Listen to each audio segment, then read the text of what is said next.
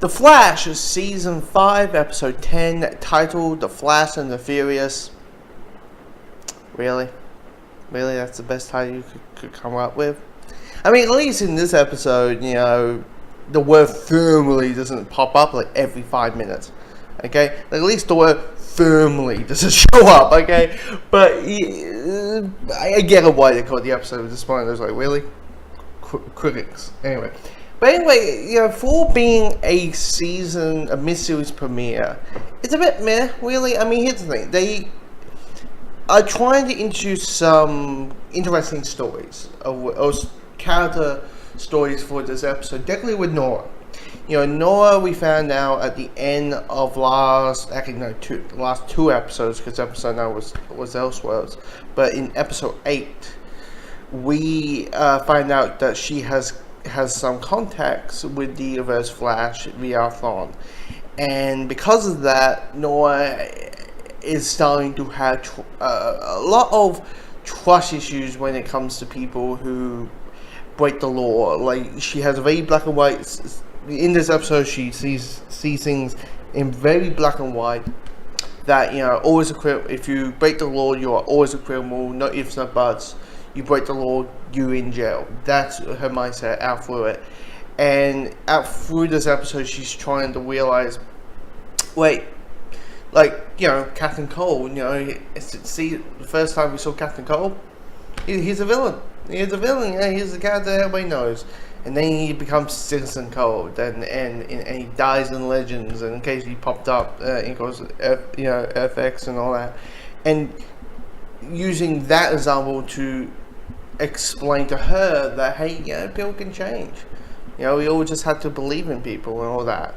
And, you know, that story, it took me a while to be like, okay, why is she acting this way? But then you're like, oh, because of Reverse Flash, because of Thawne and all that. And you're like, okay, I enjoyed that.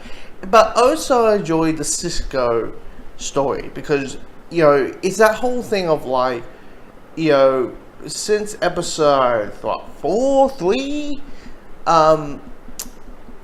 Cisco is unable to have his powers.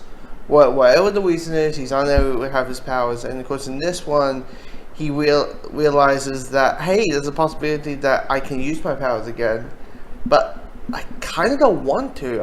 I'm so used to just being me. Like, vibe is gone. In a way, don't want to. So he's realizing that, you know, while doing the research on Takaya, that, you know, he thinks there's a way to find a cure for metahumans. Of course, saying that to Caitlin, who's Gale Frost, who in a way has split personality as well, it doesn't go so well. And you understand that, you know, this storyline this one could be the most interesting, because, you know, you can be very divided, you know, because we have like 3 metahumans in this as main characters in the show for the season. It's gonna be divided, and see how does Barry and Nora and you know, react to it. And Seal, of course, is a metahuman. It could be quite interesting. It could be interesting, like, who takes it, who doesn't. And for me, that could be a very interesting concept of it. And it kind of throws a bit of like a verbally dispute, and that's a good thing. When that happens, which would be like episode, I don't know, 15, it'll be interesting how, you know, for a couple episodes that could be just the topic of the cure, and how some people will feel that, hey, you're forcing it on us, versus some people, like, well, Cisco's case, like, no, I'm just giving you the choice. Now, when it comes to the negatives with this episode, it mostly becomes with one particular thing, and that is the villain. Holy shit, this villain sucks. I get you want to be like, hey, you know, you had the fastest man alive, let's have the Flash, you know, fight in a way a Fast and Furious type scenario. And you're like, okay, in concept, on paper, that might sound interesting. But holy crap, it isn't. Like, our villain, oh, it's so boring.